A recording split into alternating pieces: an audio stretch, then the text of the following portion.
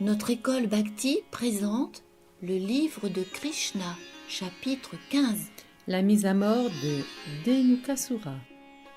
Traduit du sanskrit par sa divine grâce, Abhecharan Bhaktivedanta Swami Srila Prabhupada. Illustration Little Krishna Film. Shri Krishna et son frère aîné Balaram passèrent de l'âge de Komara à celui de Poganda. Les pâtres confièrent à ces garçons la charge de la garde des vaches. De 3 à 6 ans, ils avaient gardé les veaux, ils avaient été attaqués par Vatsasura. Désormais, gardant les vaches, Krishna et Balaram parcoururent la terre de Vrindavan. Escorté des jeunes pâtres et de Balaram, Krishna conduisait les vaches Et jouait de sa flûte à travers la forêt de Vrindavan. Sanctifiée comme le clair mental d'un bhakta, cette terre était peuplée d'abeilles, de fruits et d'herbes à pâturage. Les eaux transparentes des lacs avaient le pouvoir d'enlever toute lassitude. De douces brises aux parfums délicats rafraîchissaient le corps et le mental. Krishna, Balaram et ses amis entrèrent dans la forêt. Krishna dit à son frère aîné Balaram: « Cher frère, tes pieds pareils au lotus sont l'objet de l'adoration des dévas. Regarde ces arbres riches de fruits qui se sont courbés pour t'adorer. » En vérité, les arbres de Vrindavan étaient dans leur vie antérieure des impersonnalistes. À présent, ils doivent subir cette condition figée qui baigne dans les ténèbres de l'ignorance. Maintenant, ils prennent plein avantage de ta présence. Les fruits qui se penchent sont des brahmavadis ayant de l'appréciation pour Krishna, mais pas pour le servir. Nectar de la dévotion. Les bourdons, les abeilles mâles, qui vombrissent tout autour de toi, ont dû être tes dévots dans leur vie passée. Ils cherchent à répandre tes gloires en les chantant sans fin. Ils sont incapables, même pour un instant, de te quitter.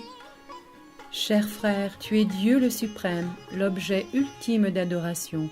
Regarde donc, les pans submergés d'extase dansent devant toi. Les cerfs t'accueillent avec la même tendresse que les gopis. Et les coucous de cette forêt te reçoivent dans la joie. Car ils considèrent de bon augure ton apparition en leur demeure. Les habitants de Vrindavan proclament tes gloires. Ils tiennent prêt pour toi leur meilleur accueil, comme le font d'usage les grandes âmes recevant d'autres grandes âmes. Quant à la terre, combien doit-elle être pieuse et fortunée pour que tes pieds pareils au lotus marquent de leur empreinte son corps? Simplement parce que tu les effleures de tes mains, même les brindilles minuscules deviennent glorieuses. Les rivières et les collines de même, par ton regard sur elles. Mais parce que tu les étreins de tes bras puissants, plus glorieuses encore sont les demoiselles de Vraja, les gopis que fascine ta beauté. Escortant Krishna et Balaram, qui portaient des guirlandes de fleurs sauvages, les jeunes garçons chantaient, imitaient le murmure des bourdons, contrefaisaient parfois le chant des cygnes glissant sur les eaux des lacs. Ou parfois encore, voyant la danse des pans, la mimait devant Krishna. Et Krishna aussi bougeait son cou pour imiter le pan et faire rire ses amis. Avec amour, le Seigneur appelait les vaches. Aussitôt, elles répondaient par un mugissement. Les garçons se réjouissaient de plein cœur, entendant ces échanges. Lorsqu'ils se sentaient là, Balaram plaçait sa tête sur les genoux de l'un des pâtres, et Krishna aussitôt venait lui masser les jambes. Parfois, il s'emparait d'un éventail fait de feuilles de palmier et un souffle soulageait Balaram de sa fatigue.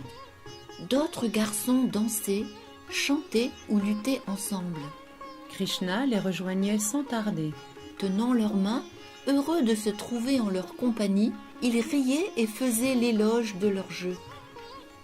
Là, à son tour, Krishna s'allongeait, usant parfois de la racine d'un grand arbre ou des genoux d'un jeune pâtre pour appuyer sa tête. Des pâtres lui massaient les jambes. La Garga Samhita écrit: chaque pâtre offrit de masser Krishna et Balaram, qui se multiplièrent pour les satisfaire. ce divertissement de Sakya-rasa est l'équivalent de la rasa danse. D'autres rafraîchissaient son corps à l'aide d'un éventail de feuilles. Ceux qui avaient le plus de talent chantaient d'une voix douce afin de lui plaire. Ainsi, sa fatigue se dissipait rapidement. Dieu, la personne suprême Sri Krishna, dont les jambes sont gardées par la déesse de la fortune, se donna au jeune pâtre comme l'un d'entre eux pour apparaître tel un garçon de village. On voit certains hommes prétendre être Dieu et tromper les innocents. Aucun d'eux n'est capable de montrer les pouvoirs du Seigneur. Un jour, ses amis les plus intimes, Sridham, le frère de Radharani, Subal et Stokakrishna, pleins d'amour, s'adressèrent à Krishna et Balaram en ces termes. Tout près d'ici se trouve Talavana, une grande forêt de palmiers aux dattes bien mûres. Mais parce qu'y vit un grand monstre, l'âne Dhenukasura, l'accès en est fort difficile. Tous les animaux ont déserté la forêt. Cher Krishna, nous te l'avouons, ce doux arôme nous attire fort. Cher Balaram, rendons-nous tous ensemble en cette forêt et jouissons-y de ses fruits. Leur parfum s'est maintenant partout répandu. À cette requête, Krishna et Balaram, désireux de les satisfaire, se mirent en route pour la forêt. Balaram se mit à ébranler les arbres avec la puissance d'un éléphant, faisant ainsi tomber au sol les fruits mûrs. Entendant les fruits tomber, Dhenukasura s'approcha des lieux, et si grande était sa force que le sol vibrait et que tous les arbres commencèrent à frémir comme pendant un tremblement de terre. L'Asura paraît d'abord devant Balaram, dont il frappe la poitrine d'une ruade. Balaram s'abstient de riposter. Puis le monstre l'attaque avec une violence redoublée. Alors Balaram, d'une seule main, saisit l'âne par les pattes, le fait tournoyer au-dessus de sa tête et le projette au sommet du plus grand palmier. L'arbre ploya et s'écrasa sur d'autres. On aurait dit qu'un ouragan sauvage avait dévasté la forêt. Ce déploiement de puissance surnaturelle n'étonne pas Balaram, lui qui est également Ananta Sheshanaga, l'émanation de Dieu, la personne suprême, à la forme de serpent et qui, en tant que tel, sur ses millions de têtes, soutient les planètes. Dhenukasura mort, tous les ânes se rassemblent et se ruent sur Krishna et Balaram. Mais Krishna et Balaram leur réservent le sort qu'avait subi Dhenukasura. Leurs innombrables cadavres restèrent au sommet des palmiers, créant un paysage panoramique comme si des nuages aux couleurs diverses s'étaient accrochés à la forêt. Quand ils apprirent l'événement, les dévas des planètes supérieures firent pleuvoir des fleurs sur Krishna et Balaram. Ils battirent le tambour et offrirent aux deux frères des prières dévotionnelles.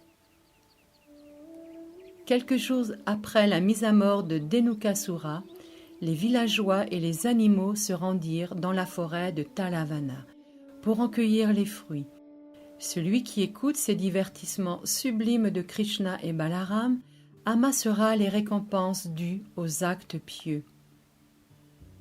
Lorsqu'ils pénétrèrent dans le village de Vrindavan, Krishna, Balaram et leurs amis jouaient de leurs flûtes. Les jeunes pâtres célébraient les actes hors du commun accomplis dans la forêt. Leurs visages ornés du tilak étaient couverts de la poussière soulevée par les sabots des vaches. Quelle joie pour les jeunes gopis de voir Krishna s'en revenir au foyer. Toutes, pendant son absence, devenaient moroses. Au long du jour, leur seule pensée tournait autour de Krishna dans la forêt ou de Krishna gardant les vaches dans les pâturages. Dès qu'elles le virent, toutes leurs inquiétudes s'évanouirent. Elles contemplèrent son visage avec l'avidité des bourdons tournant autour du nectar de la fleur de lotus. Lorsque Krishna franchit l'enceinte, les jeunes gopis rirent, et Krishna, en jouant de la flûte, se réjouit à la vue de leurs beaux visages. Krishna et Balaram furent accueillis par leur mère pleine d'affection. Tout en répandant sur eux leur bénédiction, elles les baignèrent, les habillèrent, Krishna en jaune, Balaram en bleu.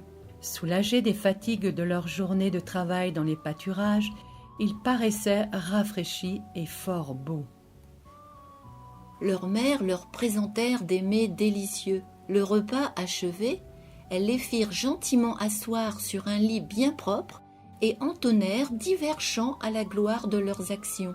Aussitôt, assis sur leur lit, ils tombèrent endormis. C'est ainsi que Krishna et Balaram, en tant que jeunes pâtres, aimaient à vivre la vie de Vrindavan. Parfois, Krishna gardait les vaches sur les berges de la Yamuna en la seule compagnie de ses amis les pâtres. D'autres fois, Balaram les accompagnait. À petits pas, l'été s'en vint. Un jour, comme ils se trouvaient dans le champ, les jeunes pâtres et les vaches eurent très soif et se désaltérèrent dans les eaux de la Yamuna. Or, la rivière avait été empoisonnée par le venin d'un grand serpent Kaliya. Les eaux de la Yamuna étaient alors si polluées que pâtres et vaches tombèrent brutalement comme pris par la mort. Krishna lança sur eux son regard miséricordieux. Vaches et pâtres reprirent conscience. Ils se regardaient les uns les autres en grande surprise. Ainsi les jeunes pâtres apprécièrent les pouvoirs surnaturels de Krishna, qui est Yogeshvara, le maître de tous les yogis. Ainsi s'achèvent les enseignements de Bhaktivedanta pour le 15e chapitre du livre de Krishna intitulé La mise à mort de Dhenukasura. Chapitre suivant. Victoire sur Kaliya. Chapitre 16. La bataille entre Dhenukasura et les pâtres. Garga Samhita, écrit par Gargamuni, le prêtre de la dynastie Yadu. Dans sa vie passée, l'âne démon était Sahashika, fils de Bali Maharaj et arrière-petit-fils de Prahlad Maharaj, à qui Sri Krishna avait promis protection sur sa descendance. Sahasika fut maudit par Durvasa Muni pendant 400 000 ans pour avoir été bruyant avec ses 10 000 femmes, empêchant le sage de méditer. Ainsi, Dhenukasura devint l'âne démon. La Garga Samhita écrit « Ce divertissement eut lieu le 8e jour de Kartik, à Gopastami en lune montante. » Lors de la Brahma Vimohana Lila, Sri Krishna avait lui-même remplacé tous les veaux kidnappés par Brahma. De ce fait, les vaches débordaient d'amour pour leurs veaux. Juste après ses 6 ans, Krishna voulait sortir les vaches, mais Nanda Maharaj n'avait pas donné son accord. Ce jour-là, les vaches refusèrent de sortir de l'étable sans Krishna. Nanda Maharaj dut accepter. Balaram lança Dhenukasura à 1 mile, mais il revint et se mit à attaquer les petits pâtres. Sridham, le frère de Radharani, le frappa avec un bâton de pâtre. Subala le boxa. Sudam le gifla. Stota Krishna le fouetta avec sa petite corde. Arjuna le souleva. Amsu le jeta. Vrishaba le saisit à la gorge pour l'étrangler. Tejasvi sauta sur son dos. Devaprasta le frappa au visage. Varutapa, un petit garçon, lui jeta une balle. Mais Dhenukasura se dit « Je vais essayer le garçon noir. » Krishna lança le monstre sur la colline Govardhan, mais le démon est revenu. Krishna le renvoya à 800 000 miles dans les airs. Dhenukasura creusa sous la colline et la lança à Krishna. Par 2 fois, Krishna lui renvoya et finit par la remettre doucement en place. Dhenukasura essaye à nouveau avec Balaram, mais Balaram le fit tournoyer par les pattes avant, si bien que Dhenukasura eut le darshan de Balaram et il mourut. Il obtint la Sayujya Mukti. Se fondre dans le Brahman, l'effulgence spirituelle du Seigneur. Il circumambula le Seigneur et partit sur un char palace de 12 kilomètres de long et tiré par 10 000 chevaux. Cet âne qui se charge de soucis représente l'avidité, les soucis, la grossièreté et l'ignorance de la spiritualité. Résumé, Dhenukasura, l'âne démon. Juste après ses 6 ans, à Gopastami, Krishna garda les vaches pour la première fois. Mais dans la forêt de Talavan, les pâtres furent attaqués par Dhenukasura. Krishna ne voulut pas tuer Dhenukasura, car dans sa vie passée, il était l'arrière-petit-fils de Prahlad Maharaj, à qui il avait promis protection sur sa descendance. C'est donc Balaram qui lança Dhenukasura dans un palmier et il mourut. Par ignorance, les ânes transportent des charges comme l'avidité, Les soucis, la grossièreté. l'ignorance de leur identité spirituelle. Shri Balaram est Akanda Guru Tattva, Le maître spirituel d'origine par qui le disciple peut protéger son cœur de l'ignorance. et obtenir la Shri Krishna Bhakti. Pour vraiment se débarrasser de l'ignorance et de la passion, le bhakta doit faire des efforts, prier la miséricorde de son Gurudev et de Balaram. La lecture attentive de ce récit permet de déraciner les indésirables qui se logent dans les recoins de notre cœur. La conscience de Krishna est formidable, elle nous améliore de jour en jour. Bonne fête de l'apparition de Balaram et de Janmastami.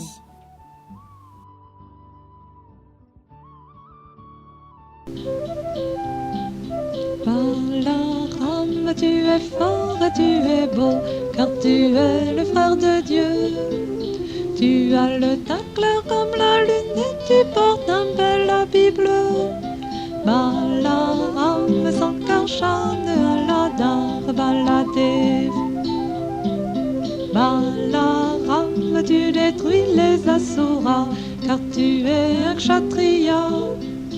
Avec ta masse tu les fracasses, avec ta pioche tu les écorches. Balaram, Sankarshan, Aladar, Baladev.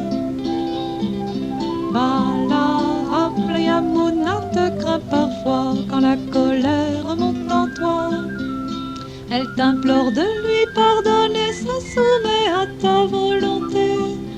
Balaram, Sankarshan, Aladar, Baladev. Balaram, tu aimes bien le Varuni et tu fais rire les gopis. Avec toi, elles aiment bien danser, jouer dans l'eau, t'éclabousser. Balaram, Sankarshan, Aladar, Baladev. Balaram, on aime bien chanter ton nom, ça nous donne des frissons. Tu es la force spirituelle, la félicité éternelle. Balaram, Sankarshan, Aladar, Baladev. Jaya Krishna Balaram, Jaya Krishna Balaram, Jaya Krishna Balaram, Jaya Krishna Balaram, Jaya Krishna Balaram, Jaya Krishna Balaram, Jaya Krishna Balaram, Jaya Krishna Balaram. Merci de votre visite. Visitez notre école, écolebhaktiyoga.fr.